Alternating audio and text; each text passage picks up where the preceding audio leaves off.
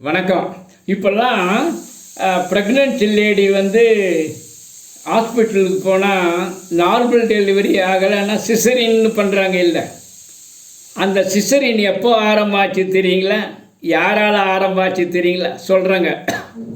சீசர்னு ஒருத்தர் என்ன பண்ணாருங்க, Julius Caesar. நிறைய நாடகம்லாம் பார்த்துருப்பீங்க, ஆனால் இந்த தகவல் கேட்டிருக்க மாட்டேங்க, அதான் சொல்கிறேன். அப்போ சாதாரணமாக இருந்தால் அவரை கப்பலில் போயின்னு இருக்காருங்க. அவர் இன்னும் ஒரு 5-6 பேர் கடல் கொள்ளையக்காரன் பிடிச்சாங்க. எல்லாரையும் பிடிச்சிட்டு மெசேஜ் அனுப்பிச்சாங்க ராஜாவுக்கு. என்கிட்ட நான் 60 பேரை பிடிச்சி வச்சுருக்கேன், தலைக்கு 20 தங்க காசுன்னு சொல்லி கொடுத்தமிச்சியானா விட்டுடுவேன்.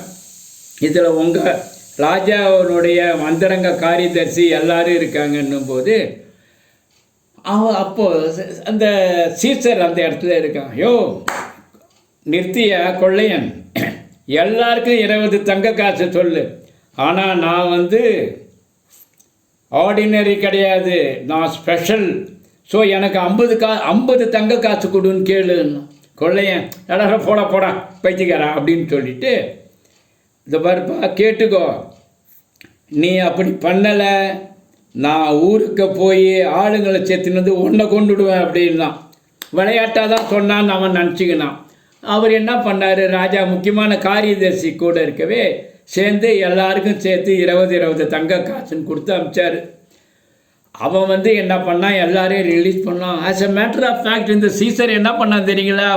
ஆளுங்கள்லாம் சேர்த்துன்னு போய் ராஜா கிட்டேயும் கன்சல்ட் பண்ணிட்டு அந்த ஆளுங்கள்லாம் கூட்டின்னு போய் கடல் கொள்ளைக்காரனை சாகடிச்சாங்க. எதுக்கு சொல்கிறேன்னா, when there is a will there will be a way. அவர் தாங்க உலகத்திலேயே முதல்ல, அதாவது தாயார் வயிற்றில் கர்ப்பத்திலேருந்து நார்மல் டெலிவரி ஆகாமல் சிசரில் ஆனார்.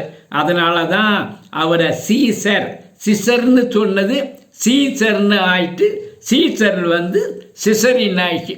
இதை மாதிரி அரிய தகவல்லாம் சொல்கிறேன், நல்லா பாருங்கள். பொழுது நல்ல விதமாக கழிங்க. நன்றி, வணக்கம்.